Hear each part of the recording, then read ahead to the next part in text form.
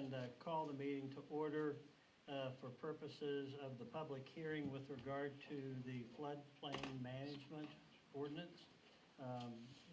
Public comment, anyone wish to comment on anything with regard to the floodplain? My thumb. You couldn't hear me, Kevin? You couldn't. Okay. When Margot gets ready to give hers, as the chairman of the planning, will I be able to talk back her up? Yeah, I think, Darvin, given that situation, you could do it now or you could wait till then, either one. Doesn't make much difference, I don't think. Up to you. Okay. I'll pick up what she knows. That'd be a lot. Okay, with that, then I would entertain a motion to call a public, adjourn the public meeting on the floodplain. I move to adjourn the meeting on the public hearing on the floodplain. Is there a second? I second. All in favor, please say aye. Aye. Opposed, nay.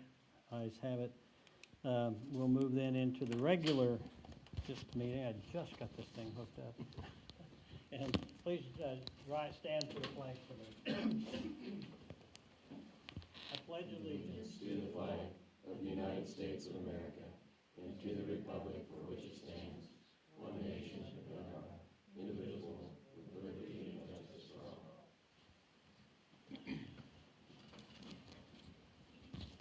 Welcome, everyone. We will call the meeting to order. The first issue or item on the agenda is approval of the agenda itself. I have one requested change. Item 14 was an executive session that I had requested be added to the agenda.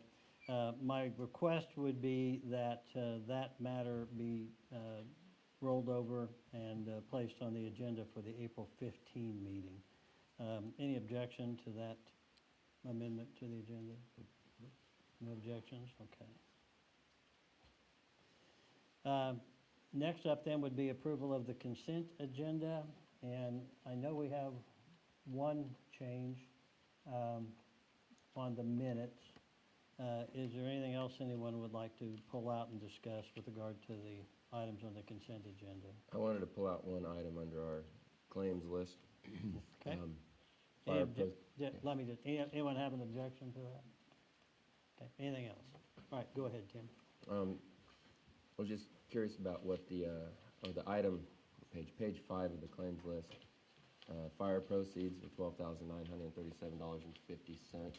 I was just curious what that figure was for. That was a fire that happened at a residence on Cedar Street. The city holds back so much of the insurance money until they get the property cleaned up, and then we give that money back to them. Okay. Thank you. That's all I had. And someone had a minutes issue. Yeah, I had brought that up. It said, initially it said the 2024 bucket truck, and that discussion was just about that skid loader, not the bucket truck. Under the public comment Under the section. public comment, yep. Okay.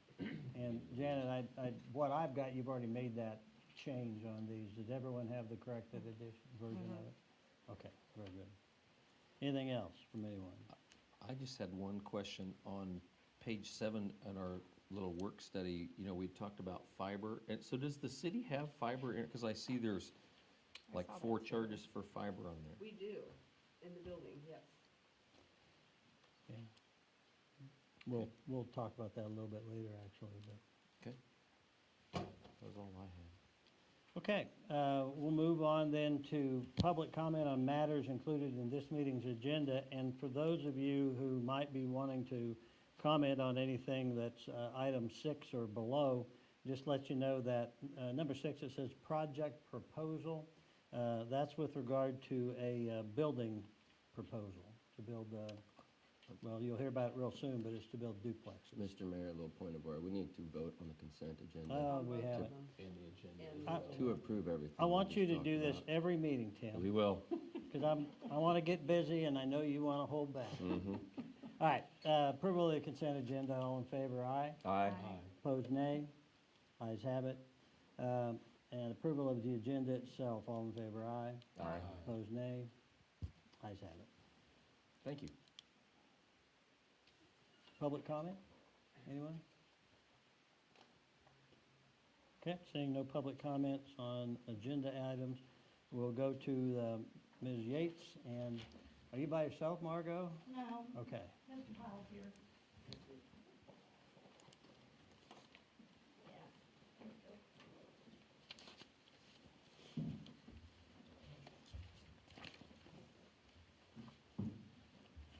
This is David Pyle from McPherson with Pyle Construction. And he would like to build 4 duplexes on Forest Street on that lot just east of the Sunshine Country Daycare. They're going to be 2-bedroom apartments. He's going to rent them between $670 and $720 a month. They'll be all electric, energy efficient. He's targeting 18 to 30-year-olds and retired folks that are not quite ready for assisted living. And David will own these and manage them and rent them. And the only thing that we really need to ask is, with bringing the water to the property, we would like to use this opportunity to expand the capability of the water line with future possibilities in mind. By doing this, it would be an additional cost to the city of $18,000 to $20,000. And it's not budgeted, so we thought we'd come and ask you if you would agree for us to go ahead and do the project that way. That's really more of a Marion request than a Mr. Pyle request, isn't it? Yeah, that's correct. Yeah. Basically, we've got a price to run service lines to the property, but in the city thinking forward, some of the staff has said, you know, if we do this, we're able to extend this line, loop it around, tie it in, and plan for future expansion. Would that have to be decided and done before the end of the year, or could it be included on the next year's budget? It'd have to be done before then? He wants to go ahead on this. I would like to start it, you know, Sure. sooner, this year. I just didn't know timeline where that fell, Right, so. this year. I mean, the ball's kind of in your court, and either we can feed it service-wise and it's a non-issue, or, you know, you can think, you know, there's a whole big lots to the east. What if this takes off and is successful? Will someone else come in and do something? Will I do something? You know, I can't promise I'll do something, but that possibility is there. And it would include a fire hydrant. This is on the lot just east of the preschool, is Yes. that right? Yes. And that $18,000 to $20,000, where'd that number come from? Talking with Darren? Yes, we did talk to Darren. You know, we figured everything up as to what the city normally would have in, what the developer's gonna have in, and this would be the difference between the 2 ways of doing the project. Mark, I know you've been I involved. talked to Darren today. It sounds like a lot of the cities around here are planning for the future by doing this. In other towns I've been in, you have your basic cost, and the city picked up the overage to prepare you for future development. You know, one thing to consider, you're adding 8 units, which, you know, whatever your water rate is, you're gonna be adding $200 or $300, $400 a month or whatever, an extra income based off these units, which is on top of what the budget is now, so that it can be put toward projects like this when cities consider, you know, doing this, expanding for the future. And if we did that, then you would build all 4 units? Yeah, but I'll probably build 2 and 2. It'll Gotcha. probably start 2 this year and then probably 2 next year. Gotcha. But you would commit to doing all 4? Yeah. Gotcha. Oh, of course, I've Okay. already, I've committed to do I that. thought so, just wanted to Yeah. check. Until this came up, I really hadn't paid much attention to that area. You know, driven by it if I was going out south of town once in a great while. But where he's building is a nice, flat, good area. But right across the street, it's really kind of pretty. It's another flat area that has tree lined behind it that I could see somebody expanding that way with something at some point in time. We definitely need the rentals. Yeah, well, yeah, we have a definitely do. list. We need People rentals. agree. What do we have to do as far as sewer goes, like other utilities? The So sewers- this side is, the sewers on the. Right there. Right there, basically we'll extend private coming off the back of the units headed there to the west to tie in. So Okay. that's not an issue. Electric is in that alleyway there to the west as well. They're gonna put a transformer on So the pole water's and the drop only- underground like they normally would anywhere else around Okay. town, so. Water's the only thing that's not Right. right there right now? Yes. Okay. So I think the question for us tonight is simply, do we want to let him go ahead with his project, putting in a water line that will adequately serve that project, but maybe that would be about the extent of it, or upgrade it so that we would have the ability to, well, anybody would have the ability to build on to that line at a later time. And Mark, I think you told me that we also get away from the deadhead line or whatever, Well, this will eventually help with circulation, instead yeah, of being a to dead end. loop the line, Yeah. yeah. I don't know if we do it this time, but it puts Right, us in right, puts it in a position to. position to do that at some point, yeah. We just wanted, I appreciate Mr. Powell being here, introduce him, we can draft an agreement for your next meeting, if people are. What do you think about the Pittsburgh State hat? He has a daughter to play, so. Yeah. Oh, well, My okay, daughter. you get a pass, you get a Yeah. pass. I guess I just wanna make sure that we verify, and it sounds like you have, but I know that when we did that water line project last time, so this is, I've got this pulled up on my computer here, but Sugar Mill, we ran underneath the Sugar Mill dam that's down there. There's a water line that we looped from up on the hill that came up by the concrete plant here. To Correct. get some extra looping done through there, maybe you guys That's are where the aware of service this. line would be from. Would If we- feed off of that to Right. the south then? Right, if they're gonna do the other project, it's gonna come from Third back Okay. east along that way. And that's what I was looking at as far as trying to get. And then loop, that is will it would go, be an easy I loop think the back thought to- was then it'll back loop to back the to that, Okay. next to the concrete plant as Okay. well in the future. Most of, I guess the question for the council here is simply, does anyone have it, well, somebody, you like the idea of kind of looking ahead, or do you feel like play it close to the vest? I think for me personally, there's the pros outweigh any cons that there is. And I mean, I think the only con would maybe be, always price comes into play, but if you look into the future, that opportunity is there. It's already done. It increases their circulation. I don't see any really negatives to that. Any other comments? Let's go ahead and, in order to give them some clear direction, let's just, this is the only issue we need to deal with. The rest of this is being done privately. So do I have a motion? Was that a motion, Amy? Or Sure. do you want to make it into a motion? I'll make a motion to approve I guess it would be the extension of the water lines in order to prepare for the future. So I'm going to interpret that as that your motion is to put in a line that would have the expansion potential. Yes, there you go, that's better. Is there a second? I'll second. Kevin, second. Any discussion? All in favor of the motion, aye. Aye. Opposed, nay. Ayes have it. Thank you. Thank you. Thank you. What sport's your daughter playing? She plays basketball. Well, I would have guessed that, but I didn't. I know he's an Emporia State guy.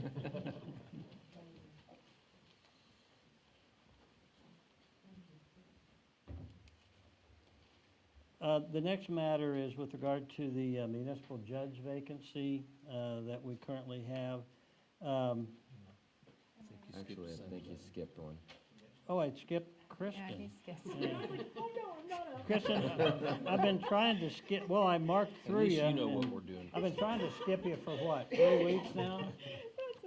Thank you. No, this is important.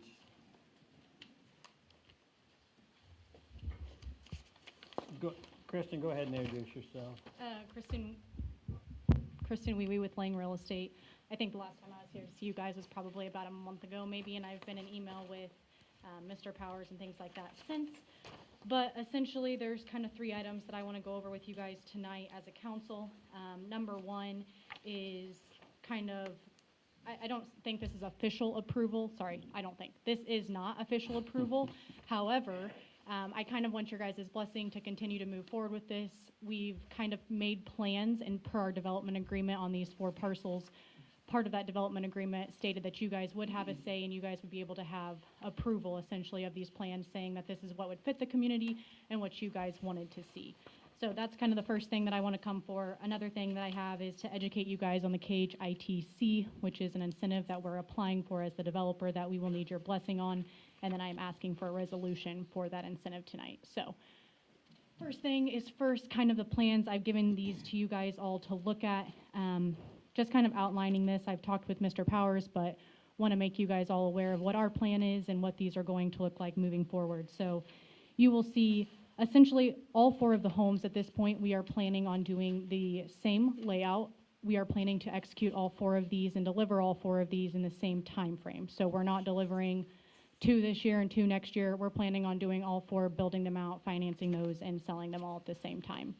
So with that being said, cost-wise and efficiency-wise, keeping these on the same floor plan, things like that is most efficient. However, we are considering and planning to have probably different paint colors. In the instance that there is a buyer that pre-buys the spec, we will allow them to pick out finishes, things like that if they choose, and it's in the budget. Previously, in years past, we have not had success of not finishing the home and allowing the buyers to come in and pick things out. It just hasn't worked well for us in the sales side of things. However, again, if they come beforehand and they want to pre-buy, more than welcome to pick out the finishes and make those custom as they wish. So that kind of outlines that. If you look here, you'll see that the top floor is a 3-bed, 2-bath with about a 1,500 square foot. We've also included a basement in these per your guys' request. I think the other 4 homes also had a basement. However, budget-wise, these are not going to be able to be finished. If a buyer wants to come in and finish those, they're more than welcome to. The plans that you see, it's about another 1,500 square foot in the basement. It would allow for another 2-bed, 1-bath downstairs. Again, this is just not going to be finished. It'll be walls up, things like that. So that's kind of what you're looking at. Another thing to kind of go over with you guys is our timeline and cost. At what you're looking at right now, these are probably going to be at a list price of about $260 to $265. I know you guys were wanting to be below $250 potentially. However, honestly, with construction cost and the way that things are now and trying to deliver a basement and a 3-bed, 2-bath finished, it's really not realistic. So this is kind of where we're at right now, price-wise. That's where we're seeing listings being at. However, with the MIH grant, being able to give those buyers the down payment assistance, we feel pretty confident as a sales team that this will still be an effective sales price and be able to bring buyers.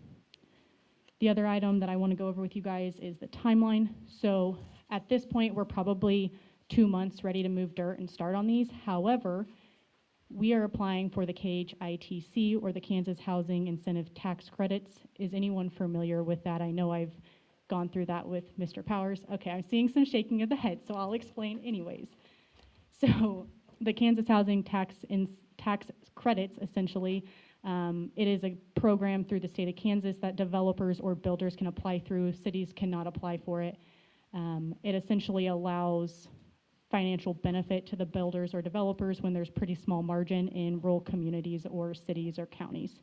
Marion is eligible for this. If I am correct, the previous developer that was awarded this did apply for the KHITC and was awarded it. However, as the new developer, we have to reapply. To essentially be awarded this, the deadline is April 19th. Once that gets awarded, or the deadline to apply, I apologize. The deadline to apply is April 19th of this year. They will have those awarded by May 31st is their deadline and goal. With that being said, we really need that approval on May 31st to go forward. So we're really probably looking at a August, September date of dirt moving and those homes getting started. Also, with that being said, the KHITC, I've talked with Mr. Powers about this last week and on the phone on Friday. We are needing a housing needs assessment done for that. My understanding is your guys' last housing needs assessment was done in 2016, correct? That's correct. Okay, so I've essentially kind of outlined two options. Sorry, I'm going to pull up my email here to review with you guys what those two options were. I kind of gave Mr. Powers two options of how we've done this with previous cities or municipalities and how this has worked when we've applied for other grants. A housing needs assessment is of extreme value to you guys, just for any type of future housing, to understand what your housing needs are, to also understand that this housing needs assessment is pretty much something that you need for any type of incentive that you ever apply for. So like an RHID here could be super beneficial. Any of those types of programs moving forward for you guys could be extremely beneficial, or even the tax credits for other builders or developers in the city. They're gonna need this document to be able to apply. So this piece of paper is essentially super beneficial for you guys as a city to have and to have updated to understand what your housing and economic needs are. The two options that I've essentially presented to you guys is by April 19th, I need a housing needs assessment to be able to apply for the KHITC. Option number one is that you guys drive and lead this, and that you guys as the city spend your effort, time, resources to be able to produce that, and that document will then be yours for your future use, for your guys' understanding, and for your ability to use on an RHID or future KHITCs or MIHs, whatever, any other incentive that you guys would apply for. The other option is that I drive, I lead the housing needs assessment. We've done this for other municipalities or other projects that we've applied for incentives for. With that being said, I would ask of you guys or the city to provide me with a couple resources or input on some of that, just between jobs and resources, housing, things like that. However, if we drive and lead that, we typically don't just hand it over to a city to let you guys run free with. So those are kind of the two options that I've kind of outlined in my head that would make sense on the housing needs assessment. Don't know what your guys' thoughts are or questions around that, or how you guys feel the city needs a housing needs assessment or doesn't, but. I have a question on it. Sure. So you need the housing needs assessment for your KHITC application, is that correct? Yes. So I know it was only about a year ago that the previous developer applied for that. Sure. Have you talked with Kansas Housing on, right, because at that point, the 5 years, right, those housing needs assessments need to be updated every 5 years. We would have been outside of that window already. I was involved with that, but I don't remember exactly what happened. Does Kansas Housing, did we update it at that time? Have you spoken with Kansas Housing on that at all? Jessica Holstings, she runs that program, and I've spoken with her multiple times. We're pretty familiar with a lot of people at the state for these things. However, she cannot disclose or has not disclosed to me even who the developer was that applied, nor can she release, I'm sure, their like application, if you will. So she did not say what type of housing needs assessment was done, or if that was ever shared with the city, or if the city has that. In a couple emails this last week, I was not under the impression the city had seen or knew of any housing needs assessment that was done. And it could be very brief. The previous developer may have done something super brief and got it by and was awarded, and maybe never had to share anything with you guys. And in that light, like I said, option two, I'm more than happy to do and do it probably briefly, but this is an opportunity for you guys to consider, is this something that makes sense for the city? Do you guys feel like this would be of benefit to you, and do you want to drive and do this? I know it's a tight deadline, so maybe this one doesn't make sense, but it would probably be of benefit to you guys in the future to utilize other incentives. My question, and it's kind of to you, and Kristen, it's kind of to you, Mark, is I have zero knowledge of what goes into putting together a housing needs assessment. So if we were to take it on with some guidance from you, so we would be Sure. taking lead, but you would be obviously guiding. Do we have the staff or the Well, what I information? plan to do, I'll be in Topeka tomorrow. I've already lined up a meeting. I'm gonna go through Congress first. And I know the same people you talked Awesome. to. I wanna find out exactly what they need, and I think if you can, you let us look at it, talk tomorrow. And then, I know time is of the essence. Sure. If we're capable of doing it, we would do it, would be my recommendation. If not, but I think she's right, you can use it for different things. If you ever do an RHID, they're available. And if it doesn't appear we can, I'd say we could work with Kristen and get something done quickly. So if you guys do it, then what what is the cost to the city, I guess, then for us to be able to utilize your report? Lang, as in Lang Real Estate, our development team, we work for quite a few cities and just providing services and things like that. So that's something that we would typically provide a proposal or almost like a quote, if you will, depending on how intensive or thorough that housing needs assessment is. But that is a service or something that we do provide to cities. We also do it's not counseling, but we do strategic planning with them, master planning for development, future growth, things like that. I heard you guys talking about development and future growth. Those are things that we identify. We help with land acquisitions, things like that. So definitely something we can put together and propose if that's something you want us to thoroughly do and then just provide to you guys. Definitely something we can look at. But if, I would like to see us take the lead, give you the information if we can. Sure. But as I've mentioned to you, we do not have a lot of institutional memory in our government right now. That's okay. Most of the people either setting up here or that are in supervisory roles within the city have not been in that role for more than a year or so. So we're learning as we go. So having said that, if we say, you know what, Kristen, go with God. Go do whatever you need to do. I had the impression you would do that, and that the only downside for us is we wouldn't have the assessment to use for future. Is that incorrect? No, you stated that correctly. I'm more than happy to take this on and lead with it. We've done other RHIDs where we've done the housing needs assessment and just ran with it. But we always like to kind of at least educate you guys or provide you the opportunity. We've had quite a few that either pay us for the service or decide that they have the personnel, the time, resources to do it themselves, or some people have others that they hire people on their council that have had experience, et cetera. So just wanted to give you guys that opportunity. As like I said, an RHID here would probably be super great for you guys. I don't know if you're familiar with that program, but you would need a housing needs assessment for that type of program. So some of those programs I see fitting really well in your city. So Did your dad do the last one? Yeah, I think so. Is he looking for work? I think it was literally driving around and counting homes, and, I mean, I don't know exactly all the details of it, and what, your guys' might be a little different than how we would handle it, but it was, yeah, it was a fairly intricate process. I'd like to go back through and see what I can find from the previous application and any correspondence that I had with Kansas Housing.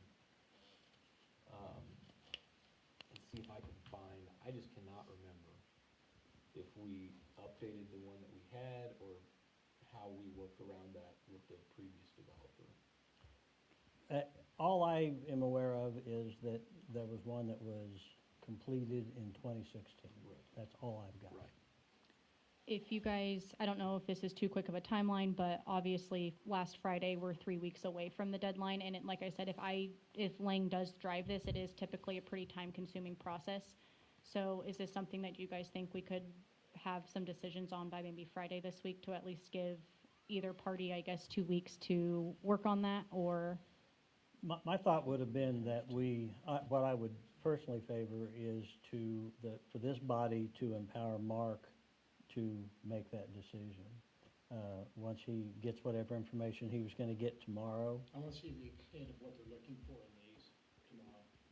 And I'll make some calls tomorrow too from the previous application, because if I don't have it, maybe they have something, and while they might not be able to provide it to you, maybe they can That would be provide great. it back to me, which might speed up the whole process, even if it's, instead of starting from Yeah. square one, we're starting a few Right. steps ahead. So I'll get with you tomorrow afternoon and follow up with you.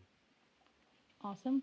The last thing that I have of you guys too is for the KHITC, which this is a little backwards. Typically, a developer comes in where the city hasn't awarded them the development essentially, so this is a little backwards, but for the KHITC, I do need a resolution from the governing body in support of the development.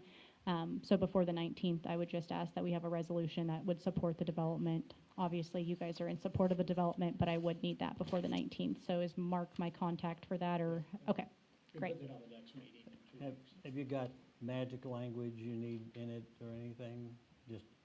The parcel legal descriptions and that you guys support it. There was one done for obviously for the previous application that I'm sure we'll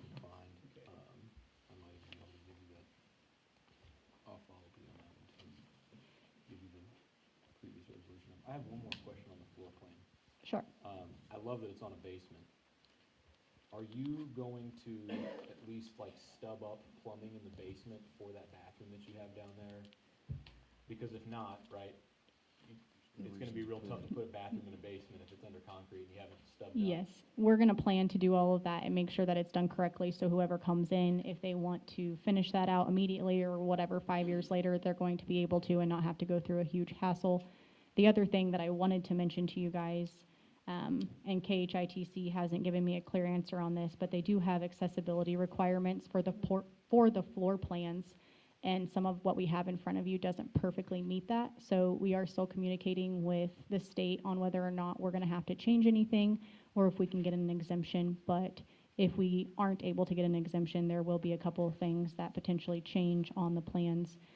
But they were pretty minor and minimal. Again, this isn't like the final plans or anything, but wanted to at least get some things in front of you of what's pretty much marching forward here.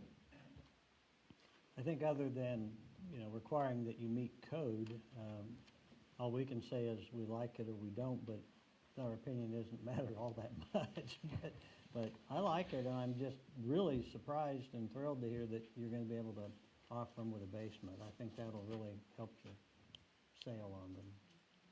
Super glad Is to the only hear that. option, though, to decipher the difference between the, they'll look identical except for the color? Is there any other options to decipher? Obviously, setting On the all exterior. floor plans the same is helping reduce the cost. Yeah. Is our big goal.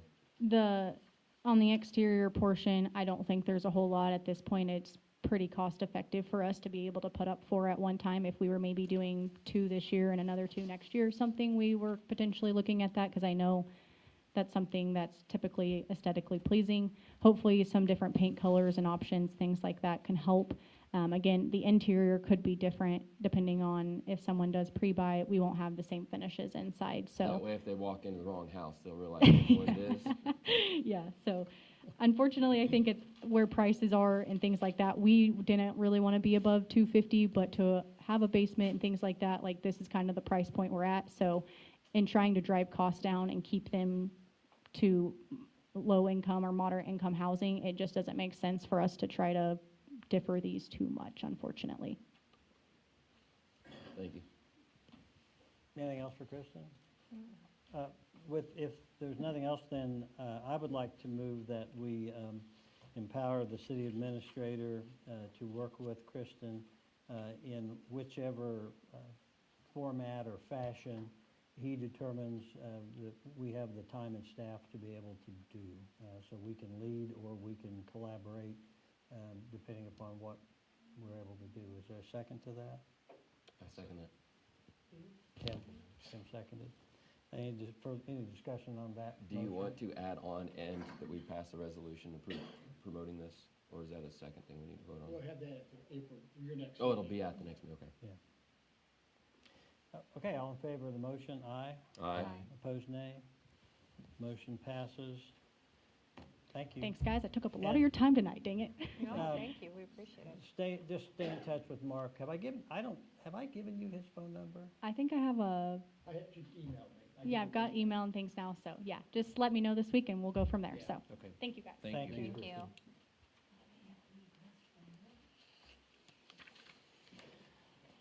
Okay, with regard to item 8, the municipal judge vacancy, our municipal judge took a position in Topeka. So we are vacant in the municipal judge position. The person who was our municipal judge previously, Randy Pankratz of Adrian and Pankratz in Newton, is willing to come back and take the position again. I have a great deal of confidence in Randy. I think he's a good guy and a good lawyer. So I would like at this time to appoint, my motion would be to appoint Randy Pankratz as municipal judge. If I get a second, then I'd be more than happy to engage in any discussion anybody wishes. I'll second it. Zach seconded the motion. Any discussion, questions? Okay. Very good. Thank you. Oh, excuse me. Let's Vote. vote. All in favor, aye. Aye. Opposed, nay. Ayes have it. Okay, we are to the ordinance with regard to the floodplain management. And Margot and Darvin, if you want to, Darvin, I know you talk loud. We had that conversation, but come over to the microphone if you would, please.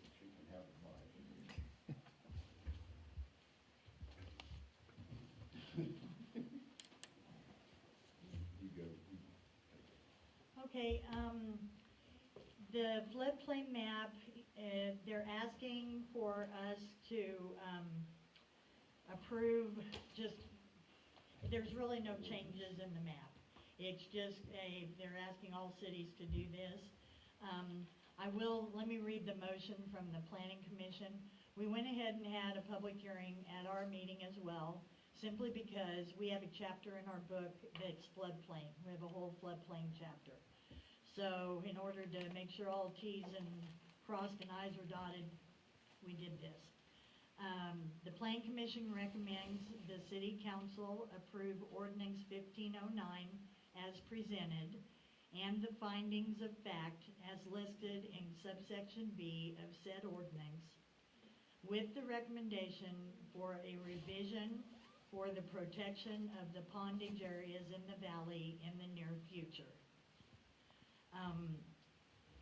We recommend you go ahead and approve this as is.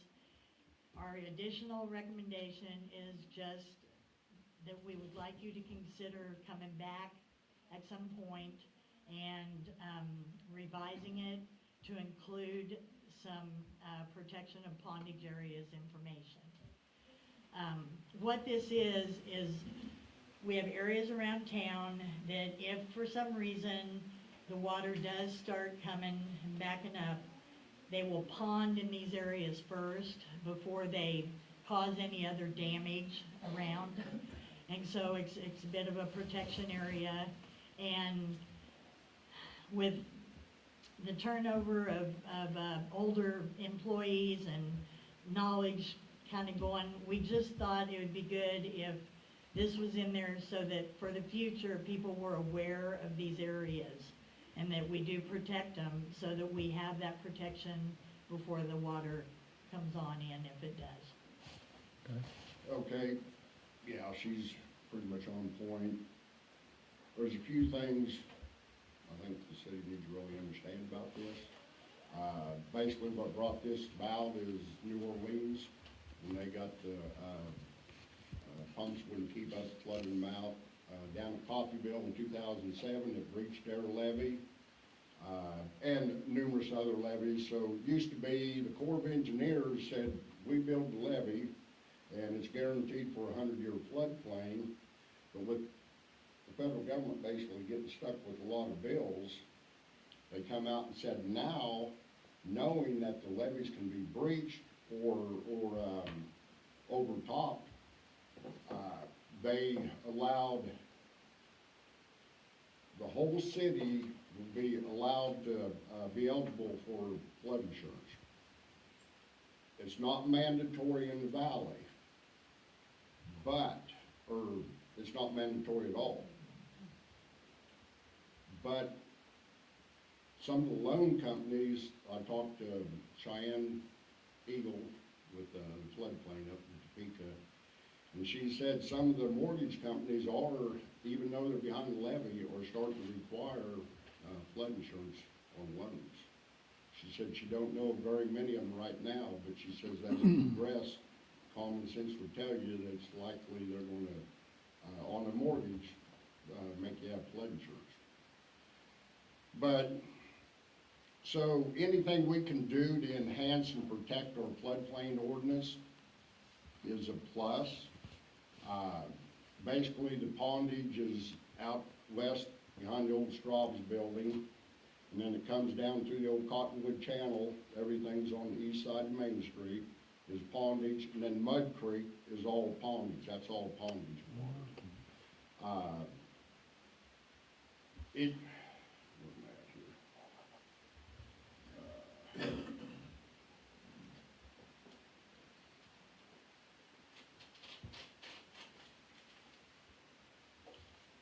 The other thing I want to point out is they've got a program, which is, the state of Kansas does for reduced, let me back up, I got ahead of myself again. There should be a reduced rate for the valley, means we have a levee, versus somebody that's out in normal floodplain. But that can also vary if you're sitting right next to the pondage where it might be a low-lying area. I do at some point curious to get a price just to see where they're at on that, but the state's got another program called a community rating system, and it's got a number of cities. I was going to count them, I didn't count them, but Florence is on it. I think Emporia was in this program, and what it will do is it'll give you another 5% discount if they do require flood insurance for your area. They'll come out and do a second assessment, FEMA would, and look at things, and there's Chapman, Florence, Emporia was on it. There's a number of cities that's in that. I think it would just be a plus, anything we can do to enhance that. But the more we can enhance the floodplain ordinance, and any other things we can do to improve that stuff, it will go towards this. I do believe within the valley, it really needs to be, I mean, we need that levee protected and make sure it's being maintained out there, because it can happen.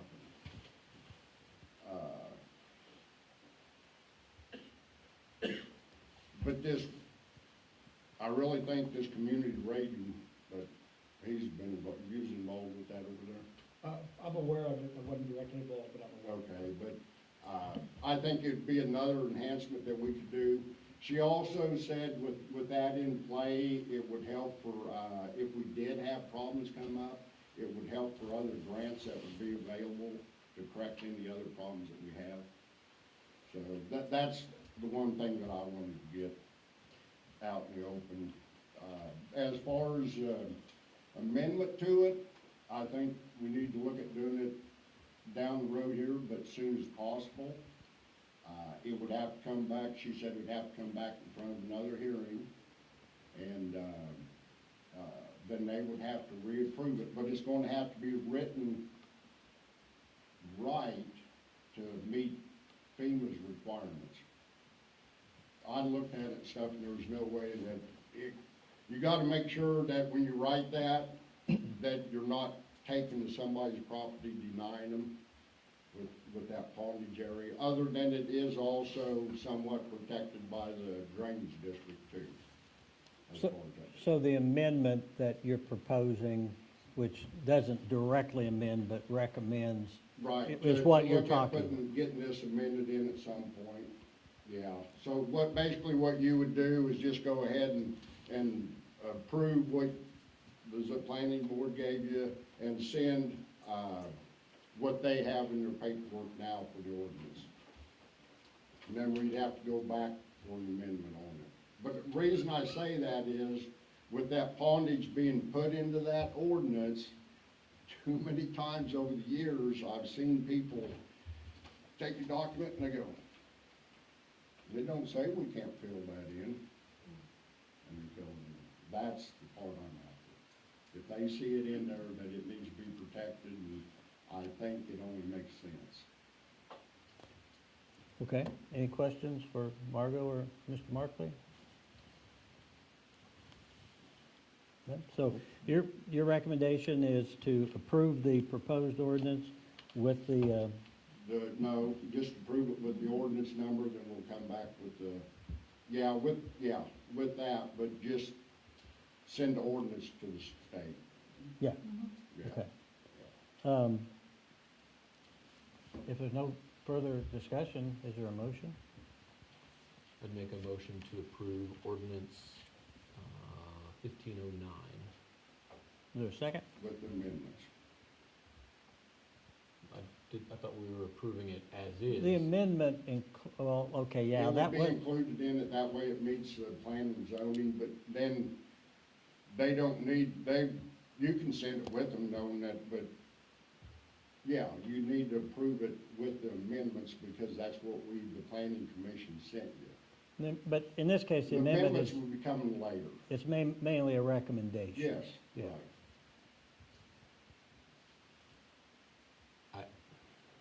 I guess I'm lost then, never I mind. would just approve it the way it's written Right, I thought that's now. what we were doing, was Yeah. approving it the way Yeah. it's written right And now, then- I think so. 1509. You could Yeah. say for the Down the road, we can record, come down to it at that You know. point. yeah, But then, That was my understanding. yeah, but the deal is, you got a recommendation coming from the planning commission to the board. Now you can either approve it, deny it, or send it back for further revisions, is the way the state statute works. But the recommendation was to approve it as is, and then come back to it at a later date. Yes, So but my- you need to approve it with the motion, with the amendment to it, so it shows back up right. But we don't have an You can't amendment do to that. it. Huh? We don't have an amendment to it that spells out what we're amending. The amendment to it is to add a section back into the floodplain ordinance, with, I know, but it's not spelt right. No, none of us have seen any of that. could you just note that? Note the additional recommendation from the plan commission Right. in your I motion, don't see because what the big trouble you're, is. you're approving it as is. There's, basically, that's the amendment that, we're talking about right there.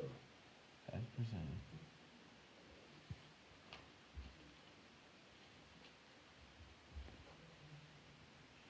Okay. Just So I- with the amendment attached. Approve the So I'll ordinance. amend my motion to approve ordinance 1509 as presented with a recommendation for a revision for protection of the pondage areas in the valley. And I think, as I'm hearing this and read that, what the feds are gonna get is we've approved 1509. Right. But we are accepting a recommendation from the planning commission to look at Yeah. revisions. Yeah, Yes. Exactly. okay. You see it? I'll second the motion.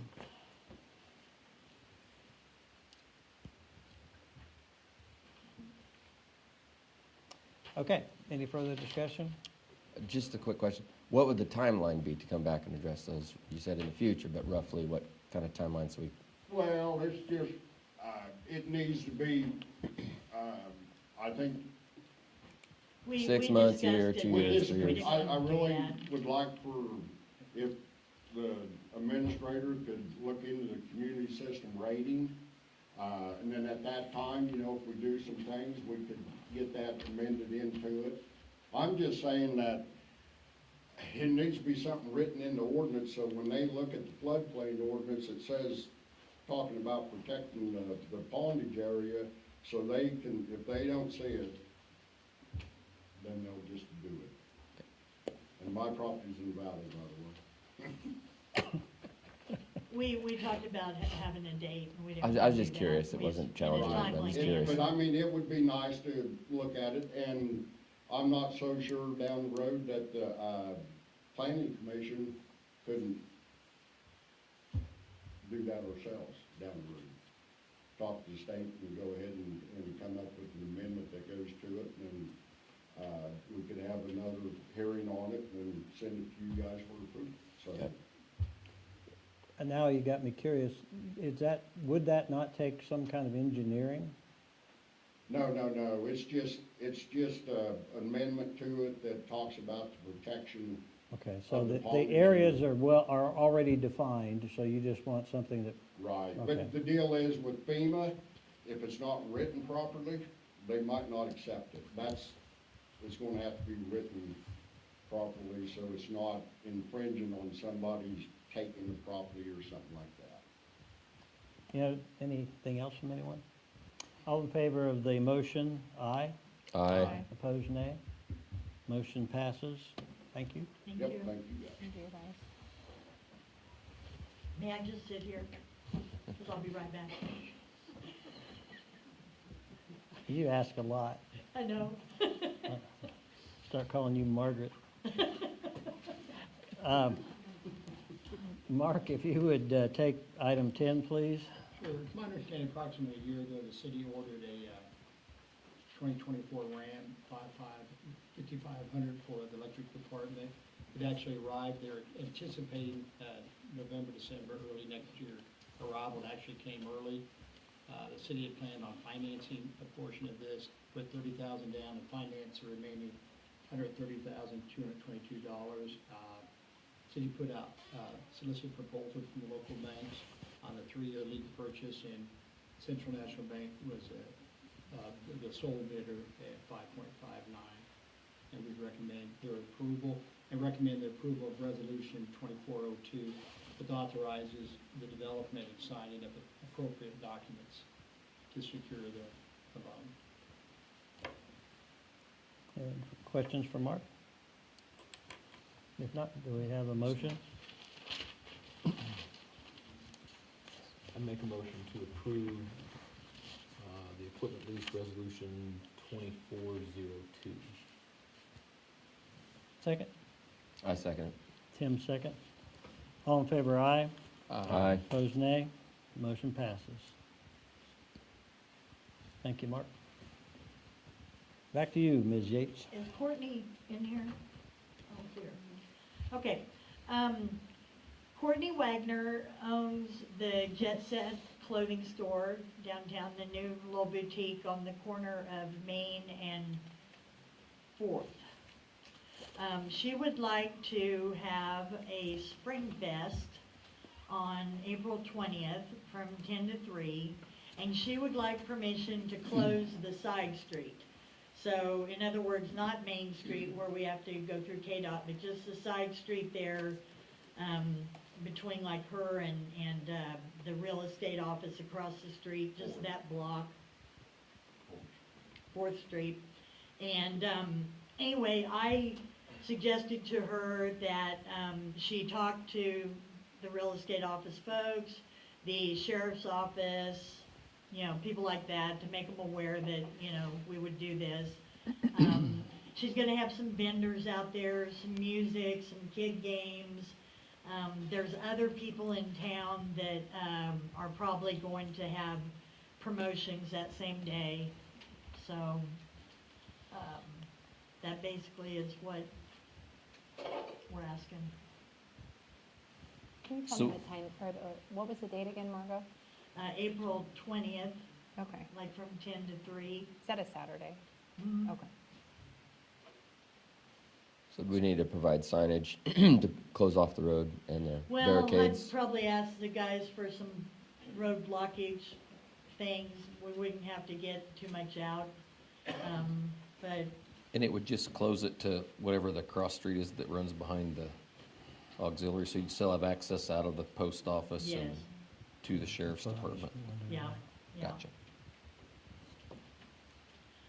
I don't see a problem. The one thing I'm gonna say about this, and I already told you, so I know you know, Margo, but I'm saying it for the public, is I really want, and I recognize it's not always gonna be possible, but I really want, to the extent that we can, to have things on the agenda, one meeting, and not voted on, that the vote would come the subsequent meeting, so the public has an opportunity, if they got an opinion on those things.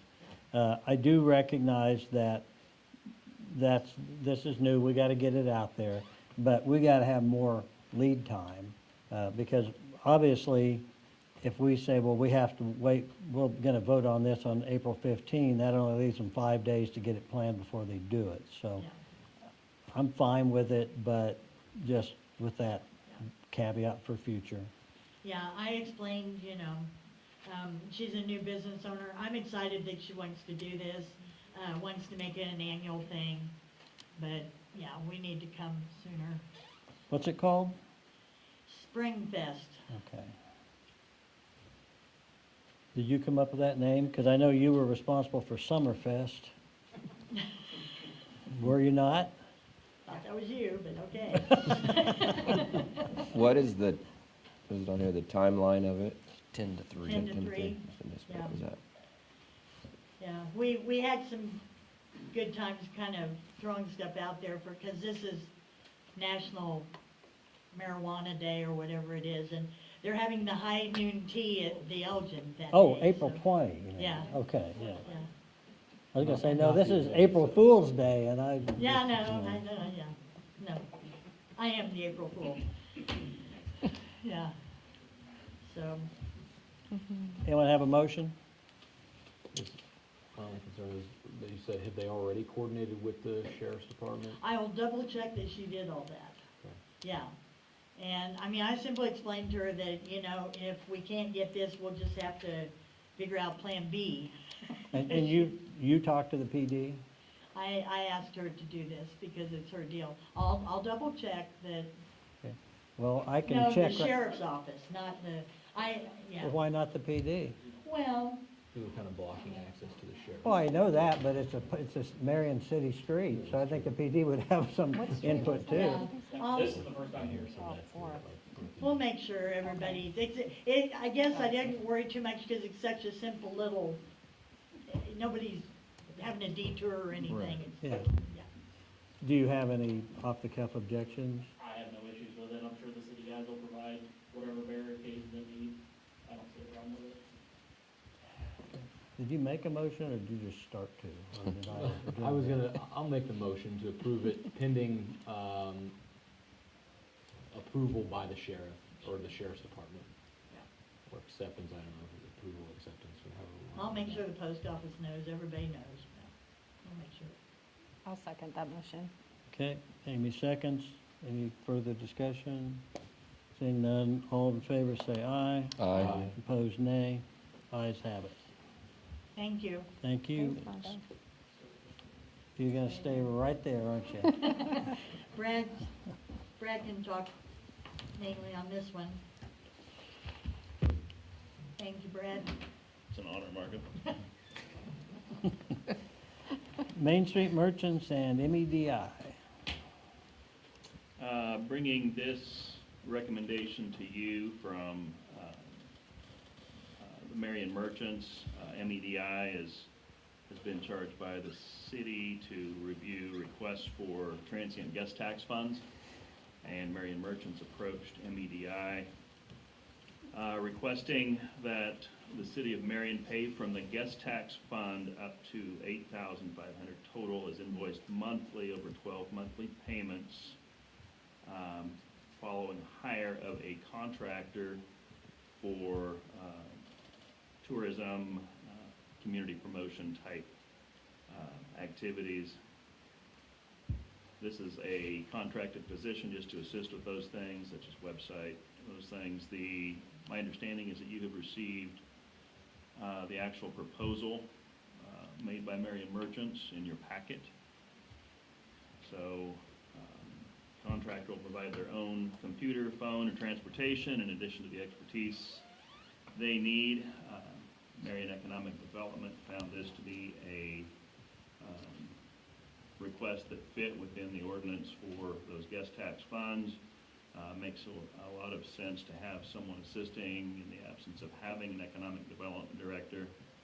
And it's unique in that it's not a one-time payment like we typically come to you with for the guest tax funds, but it would be up to 12 monthly payments for an amount not to exceed $8,500 out of that fund. But they do not intend for this position to replace me or an economic development director. And the merchants group would be responsible for finding that person and interview, hire, and Correct.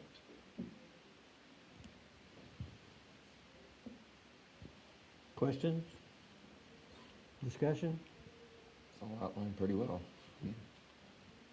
I'm sorry, say that again? It was all outlined Oh, pretty okay. well in their proposal, all the questions I had. If there are no questions or discussion, is there a motion?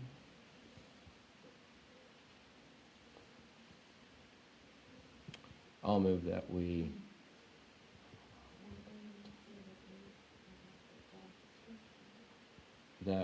approve the proposal that the Marion Merchants put before us to use the transient guest tax fund to fund the human resources they're proposing. Second? I'll second. Burkholder seconds. Any discussion at this point? Where are those funds currently held? Which part of the budget or which part of the account are they held in? The They're- transient gas tax fund? It's actually, it's not under any other fund, it's just its own, that we have it. That's all I have. There's currently about $24,000 in there. If there's no further discussion, anyone object to voting? Nope, okay. All in favor of agreeing to the request, or passing the motion agreeing to the request, please say aye. Aye. Opposed, nay. Motion passes. Thank you. Thank you. Thank you. Thank you, Brad. Why don't you stay there, Margot, and let, you're on Chinga forever.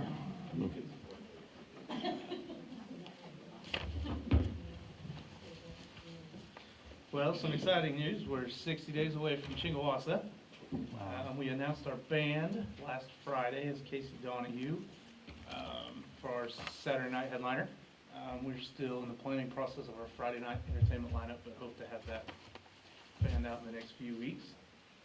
Some of the bigger stuff, more kids' activities this year. The cornhole will be back as it was a big success. We're also bringing back a fun run, so some of the activities that have been missed out on the past few years we're bringing back. The main reason we are here is in your packet was a proposal for our beer garden that we ask for every year. It lines out our rules and regulations. And then also just a little bit different this year, we are coming to ask for expansion of the beer garden. I included a map in there that lines out where we would like our beer garden to be.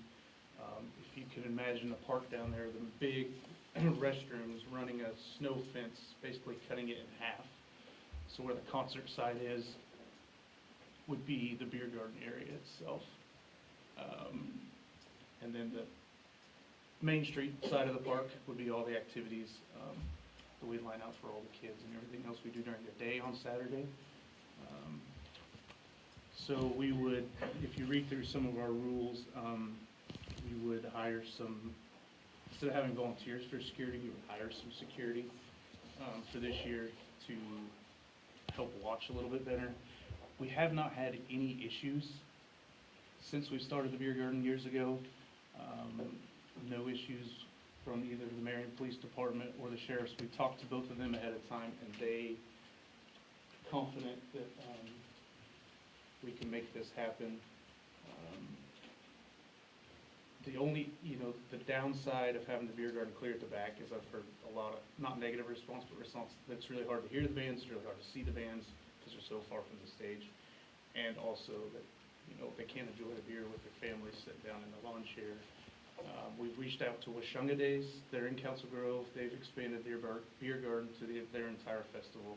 And then also the Marion County Fair board had a concert with an open beer garden type style like this.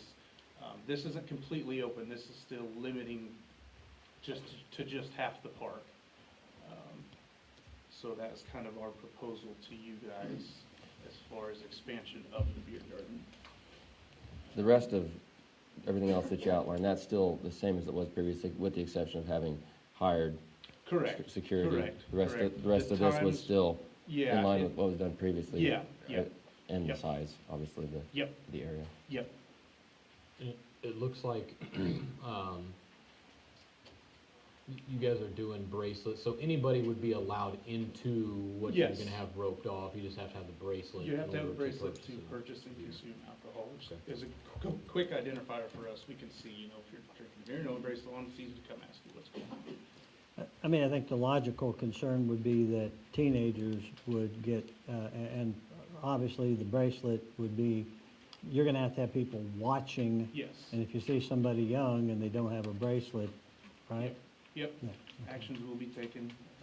Contact with So you're gonna have people kind of roving around And we inside of do, there. in previous years, you probably don't see them as much, but you will. We'll roam a little bit more, just to keep an eye on it throughout all of that. And we do as well, I mean, the committees themselves, so. The fenced off area, I'm guessing that the part that kind of runs along parallel to the access road behind the stage, the fence you've already got there is gonna kind of be that fence. Would that be correct? Yeah.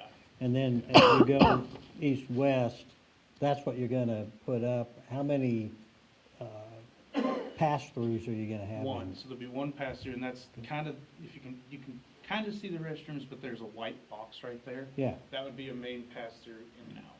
Okay. And of course, we would have some emergency, you know, if we had to get emergency personnel or anything like that, we would have somewhere in the fence where we could break it open in case something were to happen, which we always do, even, you know, backstage or whatever. But, Is so that- there would be one pass-through gate. Gonna create a huge bottleneck Saturday night before the concert to only have one way in and out? Like, not in a non-emergency It's situation, right? Concert's possible. over, everybody's leaving, we got 500 people trying to get through Yeah. an 8-foot wide gate. Yeah, well, if they're leaving, we could open that up to where they're not funneled down. It would be just to initially get everyone in, and it would be, I mean, we could open it up to where we have just a couple, it's a wider 12-foot gate. Kind of like we do the main gate there for the buttons. Any questions? The area you marked off, Clayton, back probably before you were born, not that long ago, but I think it was the third Chingawassa Days that we had a band. The first two didn't. The third one, I believe, was when we had Nitty Gritty Dirt Band. And we built a big, tall, in my mind, it was 10 foot, maybe it was 8, but it was really tall to stop people from standing on the street and watching the concert through there.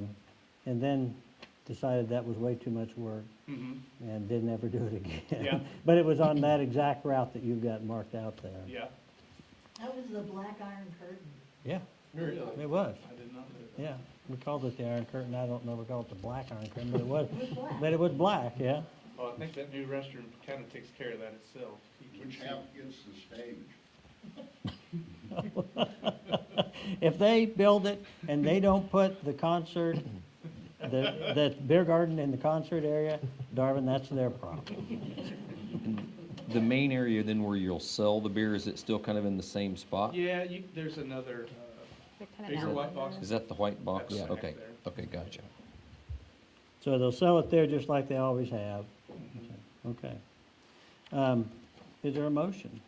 The request is for permission to expand the beer garden, well, to have the beer garden in an expanded format. Correct. Okay. I move that we approve the Chingawang Beer Garden proposal to expand it and allow it to be at the Chingawassa Days. Is there a second? I'll second that. In the way of discussion, I know, Clayton, that you know this, but I'll just say it because obviously, anytime you expand anything of this nature and alcohol's involved, if the very first year turns into a riot or any kind of a major problem, then people get concerned and they don't want to do it again. Exactly. So be on your toes. Yep, exactly. And bring your security guy there with you. There you go. How many security people did you have last year? We typically try to get between 15 and 20, but then we also have extra officers help backstage. And then, of course, all of us consider ourselves security. Yeah. Because we're in and out throughout the whole park all day, so. So are you kind of aiming for that same number this year? Probably, Okay. yes. Yeah, that will change. Other questions? We have a motion and a second. All in favor, say aye. Aye. Aye. Opposed, nay. Motion passes. Thank you. Thank you, guys.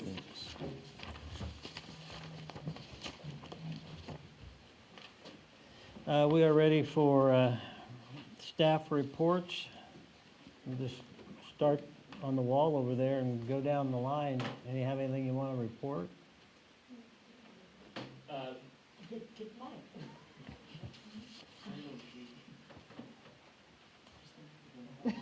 I know I didn't want to touch it. So.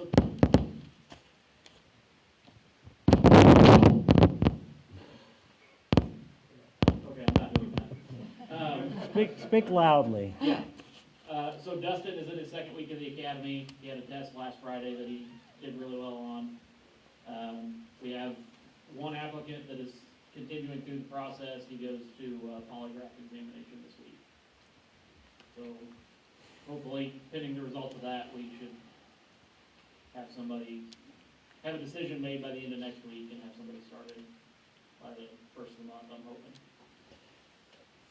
With regard to hiring, you're gonna get Mark involved in that, right? I'm actually speaking to you, Zach. Yeah. Yeah, okay. Stephen? He's struggling with the microphone over there.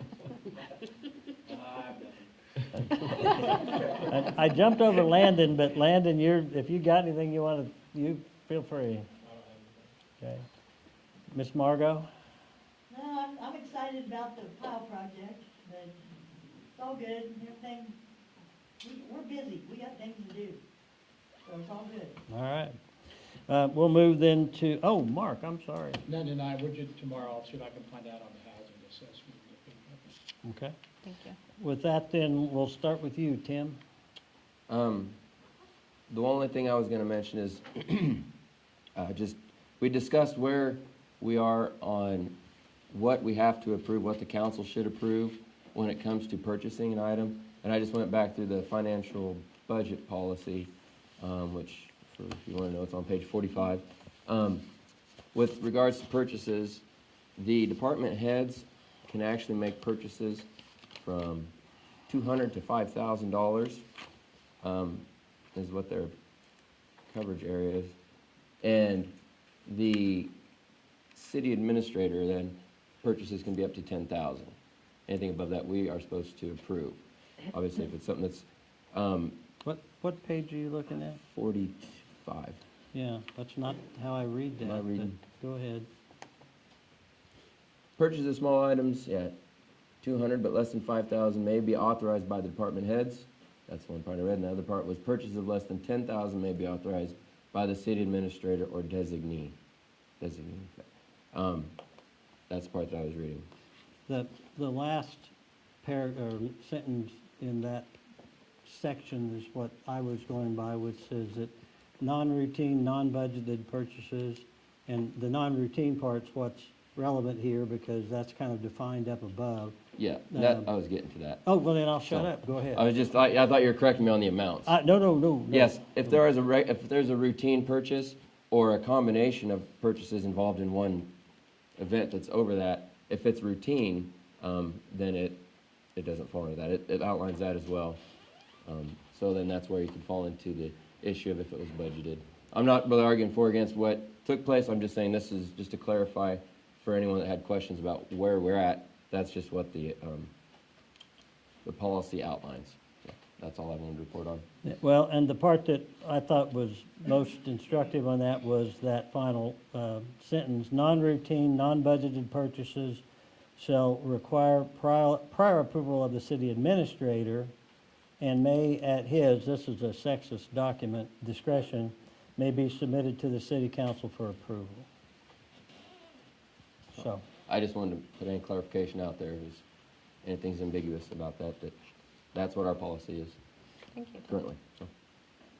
There's a lot of ambiguity in because if you look at purchasing, you got to read a lot of these things together, and it's kind of hard to get them to all come out to the same story, to be real honest. But yeah, I found the same thing you did on that. So, anything else? Nope, that's all I have. Mr. Burkholder. I didn't really have anything, but seeing Donald and them here, James had that, a couple pictures and stuff in there. Have you guys completed everything Yes. over there? Okay, Yeah, because, that's pretty much why I was gonna wait till the end. Yes, well, actually, I was one step short, so I've got still the 6 steps, I have 5, and I have one that's not quite yet. Literally, tomorrow I'm gonna go by the last step, contact him, have him come do whatever inspection he needs to do. Okay. So Okay. that was main reason we was here, is what, you know, it's the end of the public forum. I just wanted to let you know we are done. I just need to get the last step put in and get hold of him and let him know we're ready. Perfect, okay. Should have had it done, but, you know, I really don't want to drive 120 miles this weekend just to get one step. Right, Since they right. don't sell them anywhere other than Lowe's or Home Depot, so. Okay, thank you. Did he indicate to you, Mr. Masters, indicate that, you know, at some point he's going to give you, I don't know, a certificate of completion or a gold star or something to indicate that you've met his requirements? Okay. I assume when you've been called in this fashion, that the code enforcement officer will give us some kind of a high sign so we can Correct. stop further So proceedings? make sure we do Says that. it's Okay. done. Okay, all right. Yeah, I mean, we're not gonna mess with you. If you've done what he said you're supposed to do, then you're good. But if I was you, I would just make sure we do that. Okay. Okay. Like I said, I'm gonna, once we get the last step in, we're gonna I'm gonna send him a text, let him know that everything, you know, that he'd like to come out and whatever he'd like to look at and do, and see if we can make arrangements and meeting. They changed my hours, so I don't get off until 3:30, so he's not gonna wanna stay, but we'll figure something out, I'm sure. Okay. Thank you. Thanks. Thanks, guys. Kevin, was that it? That was all I had. I'm gonna jump, I'll come back to me. I don't have anything. I just have, I guess, one question. I had somebody in town ask if they email the city with a question, if they can't be present at a city council meeting, would it be something that we could publicly read and answer that question if they aren't physically able to make it and they want to kind of contribute to the public forum? Is that something that people are able to do? I was looking at some agendas and other cities' websites and things, and they weren't, I mean, obviously I've looked at, watched some of Hillsborough City Council meetings, things of that nature, but these that I'm talking about are just anywhere that popped up on the internet. Right. But there were several that did have a section or a spot where you could send in a question or a comment. I don't know about a question, a comment, that then would be, I guess, read at the meeting. So it's not unheard of, I guess I'm Right, saying. yeah, and I mean, I think it's kind of it's a good question, because there's a lot of people that I think would like to come, but they can't. And if they have a comment and they're able to maybe possibly do that. But I also think that, you know, we'd have to weed that out and be careful with how that would be done. In my opinion, our website falls under one of your committees. I'm sure it does. Yeah.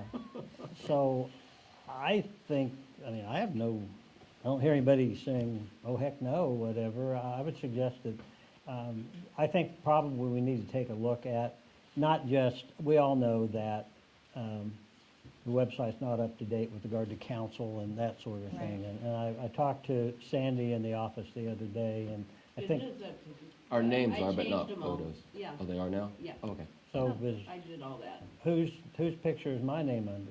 I didn't do pictures. I took them all down. No, nobody has a picture.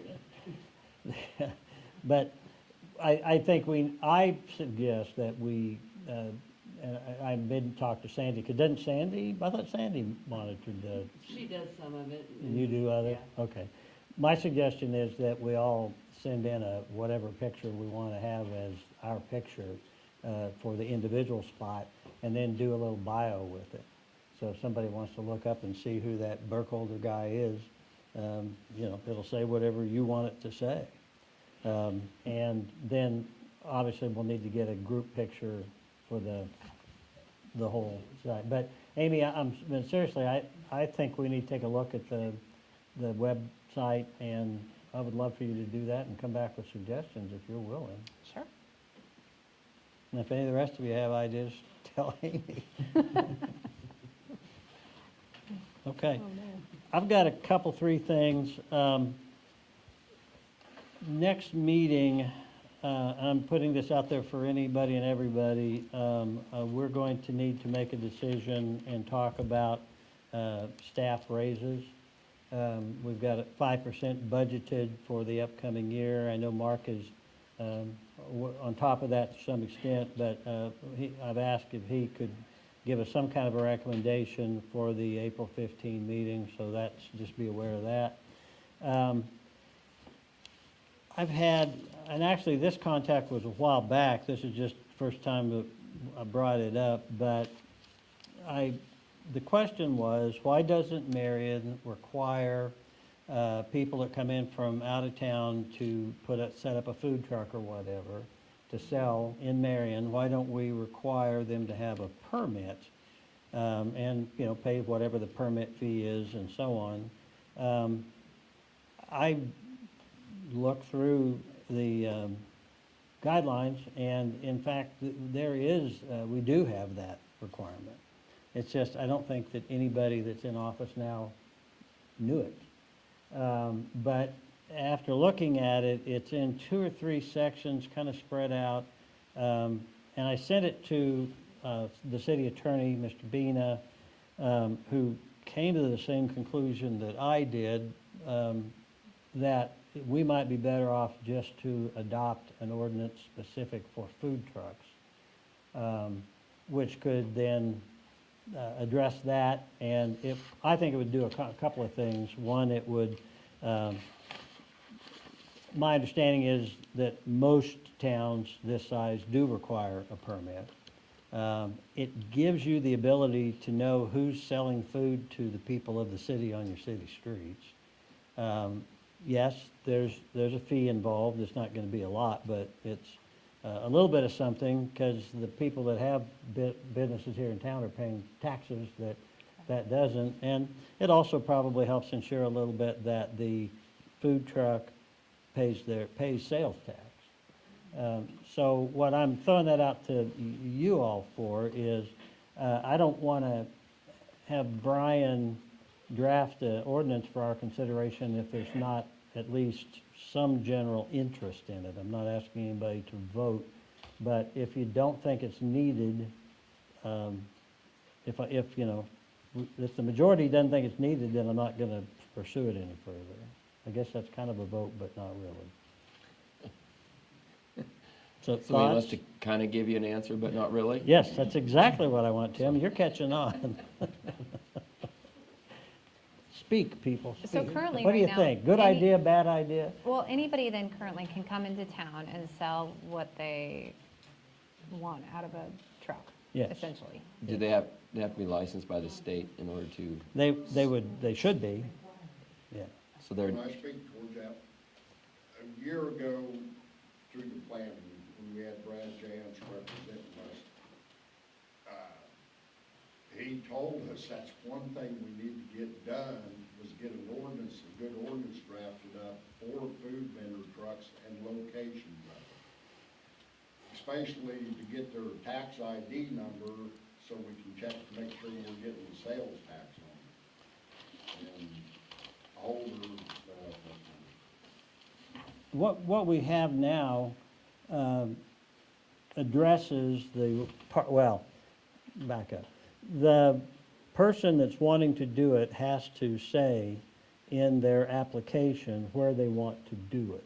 And then that has to be approved by the city as a part of the proposal. But it's, it can't be blocking a city street. I mean, there are all kinds of specifics in there as to where it can and can't be.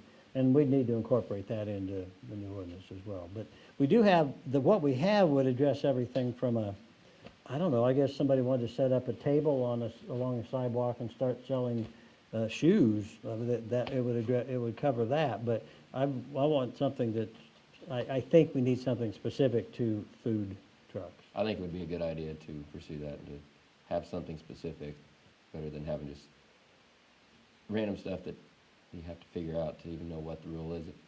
I think if there needs to be a rule about it, we should have a pretty clear rule. And they seem to be getting more popular. I mean, every place you go, there's food trucks or trailers or whatever, so I think it's a great idea. I've been told that Harrington requires it, Council Grove requires it, McPherson requires it, I mean, in terms of a permit. And a lot of other places, but I couldn't cite them all, but.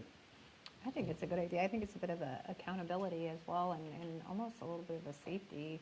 You know, Yeah. that way you have, you know, Joe Schmo in here selling whatever. Yes. Would that cover, would that include anybody in the farm and art market? No.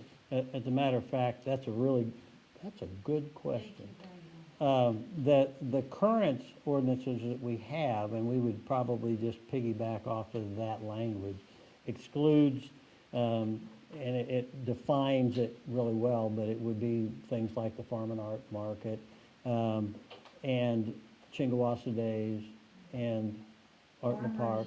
Farmers with melons in the back of the truck parked on Main. I mean, I've thought about this, you've gotta, yeah, where you draw the line. Well, I mean, you don't need a food license, though, to sell corn on the cob out of the back of your truck, do you? I Not in mean, Marion. No. Not if it's not cooked. Right, so, The farm and art market does have cooked items sometimes. Baked items, Yeah. But they'll be exempted, as will Chingawassa, as will Art in the Park and all that. But just so you know, I have a Department of Agriculture guidelines, and I'll make sure everybody agrees with those guidelines before I let somebody sell something that they're cooking. So, If you would be willing to greet all the food trucks, maybe you could save us some time and trouble. how much you pay? Depends on how much the permit is. Okay, we're gonna move on. I've heard enough that, Mark, would you be kind enough to ask Brian to look into that and give us something to look at? Just for informational purposes, in our study session, a week ago, I'm just gonna kind of highlight a few topics that I want to make sure the public is aware we're thinking about. Margaret? I normally got that. One immediate. One of the issues that came up was our current recycling program. We've got 83, 88, 80-something people doing it.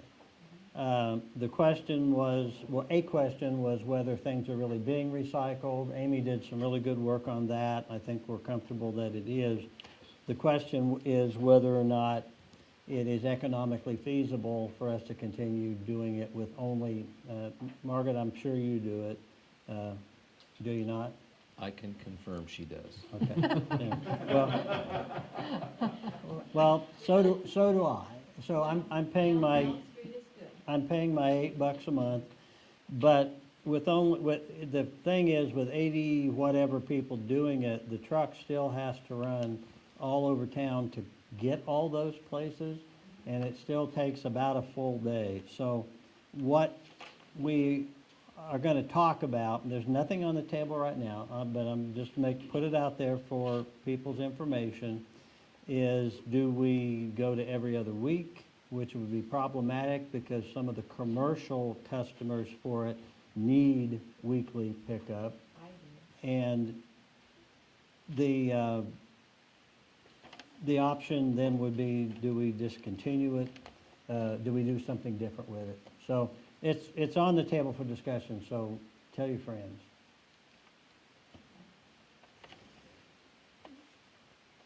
And Tim brought up a topic that I'm really glad he brought up, which is broadband internet and how good or not good it is within the confines of the city of Marion and what we might need so that people like Amy and Mike Smith can have an income with him working from home and a lot of other people. And if we want young people to come to town and buy houses that we're trying to get built, then we need to have the ability for those folks to work from home. Another good issue was brought up was about the signage within our city. specifically stop signs and yield signs, and the fact that driving through the streets of Marion can be something of a very dangerous prospect, and the ability, maybe we should, not maybe, I think we all agree that we ought to take a look at doing some sort of a plan, so we would have planned movement of traffic through the town. We talked about the dead-end water lines that we have and the negative side of them and what we can do about them. We talked a lot about preventive maintenance on our water lines, and that's kind of that. So with that, we will go on to the public forum. Anyone wish to speak to the council? I can talk loud. Well, can you talk as loud as Darvin? Well, probably. All right, then let us have it.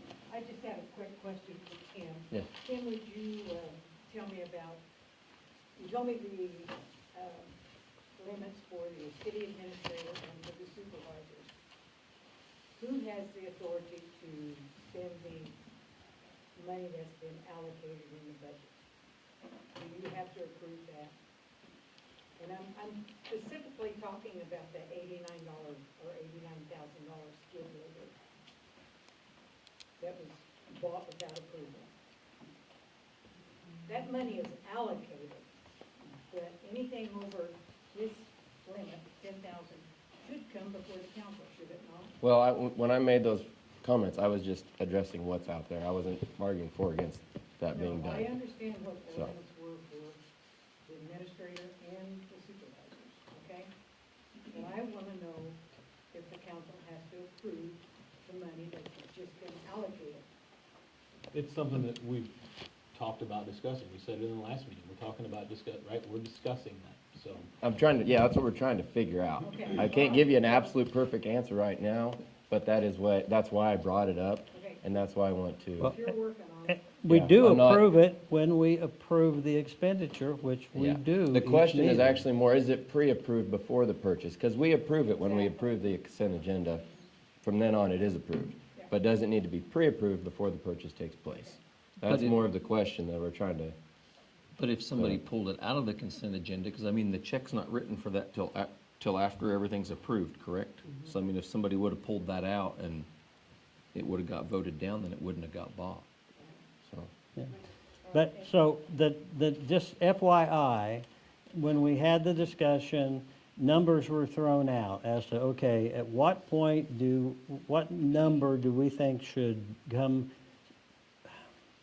be brought to our attention before any action in terms of buying occurs? Because you could have some kind of a major issue in town, and this line collapses, and we're pouring every spare dollar we got into fixing it, and so, no, we're not gonna get this loader this year, because we need that money for over here.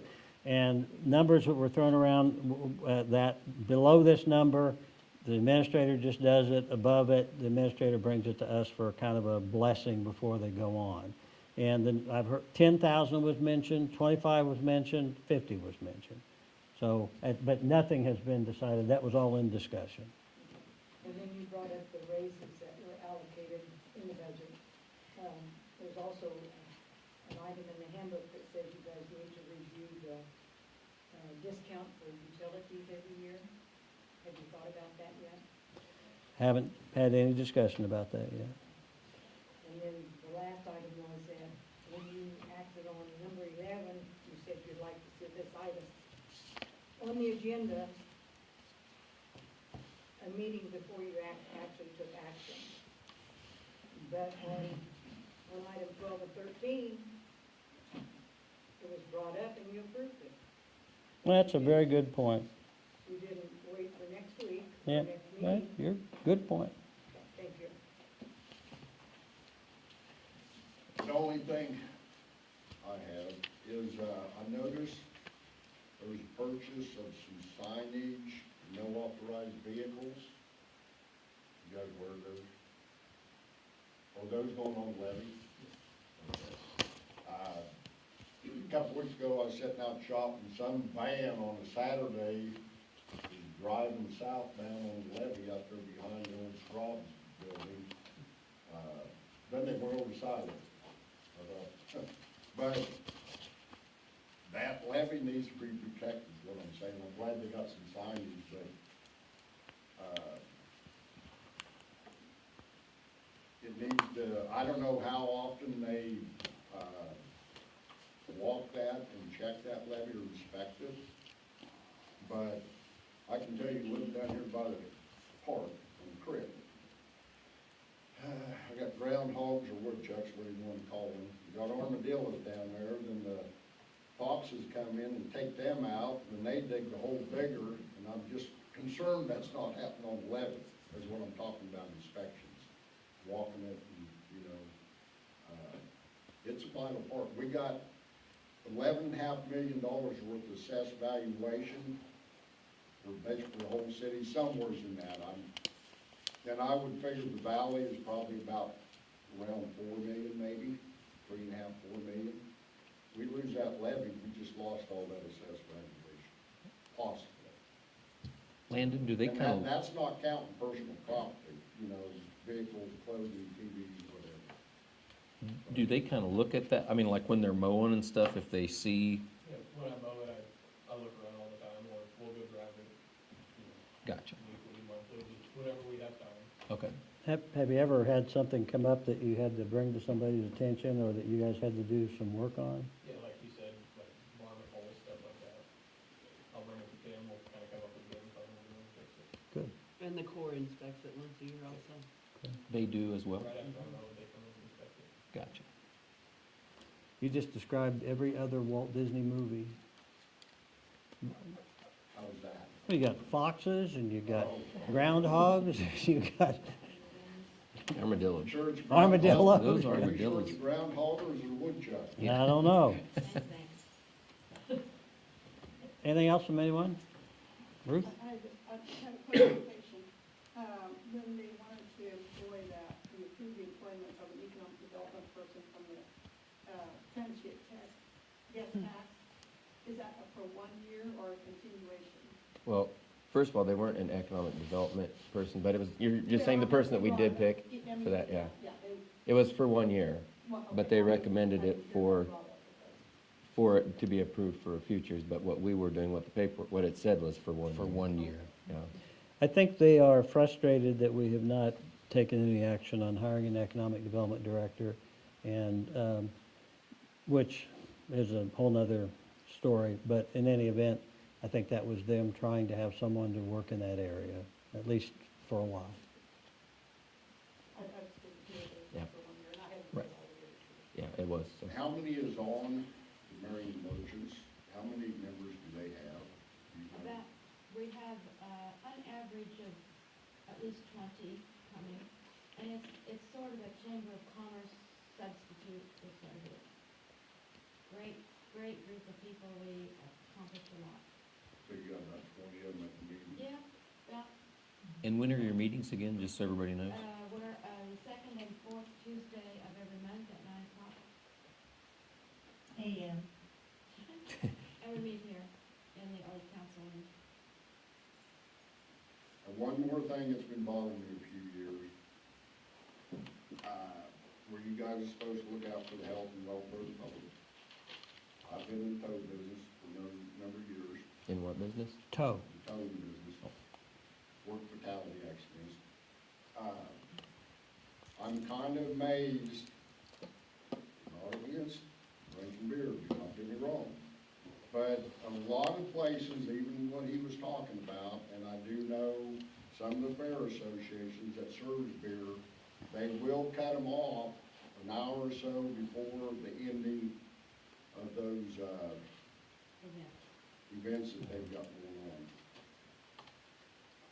They do that to you in Kansas City? What's that? They do that to you in Kansas City, James? Depends on where you go. Oh, it does? At a football game, yes, they do. They do.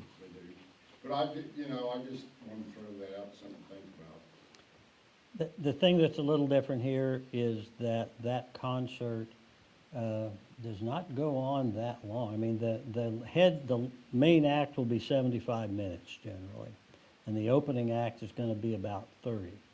So it's not a long period of time there. But Saturday they sell. During the day, yeah. Huh? During the day they do, yeah.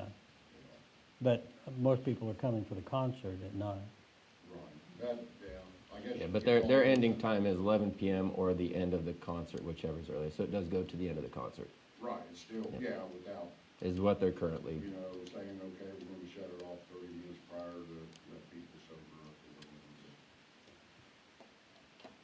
whatever. Anything else?